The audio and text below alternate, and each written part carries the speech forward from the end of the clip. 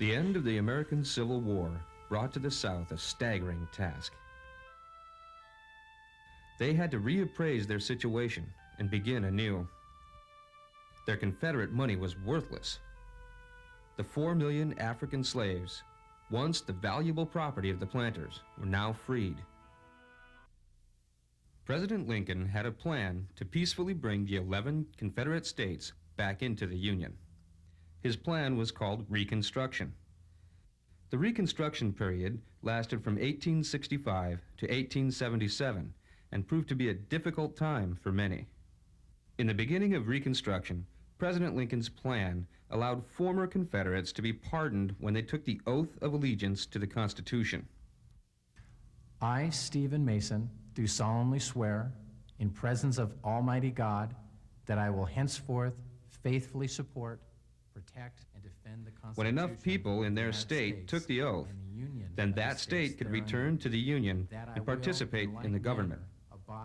Under Lincoln's plan, blacks could not take the oath, vote, or hold office. On the morning of April 14, 1865, Lincoln continued his work on the difficult problems of Reconstruction. He once told a reporter, "I've made up my mind that if someone wants to kill me, he will do it." That evening, while watching a play at the Ford's Theater, Washington, D.C., Abraham Lincoln was shot in the head and killed by his assassin, John Wilkes Booth.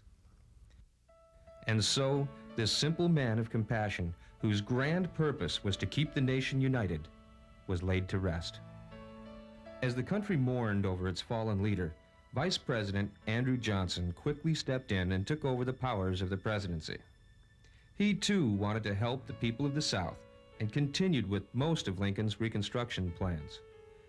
Johnson soon pardoned the Confederates to help them and their states regain their powers in government. He declared that under the Constitution, they were never separated from the Union and that their legal rights should not be denied. Yet those in Congress questioned. Gentlemen, isn't the President's plan too easy on the South? It must not be forgotten that the people of these Confederate states, without just cause, rose in rebellion against the United States. They destroyed national forts, arsenals, dockyards, and waged a 4-year war against our government. And now, our illustrious President Johnson would let these former Confederates gain power once again in the South.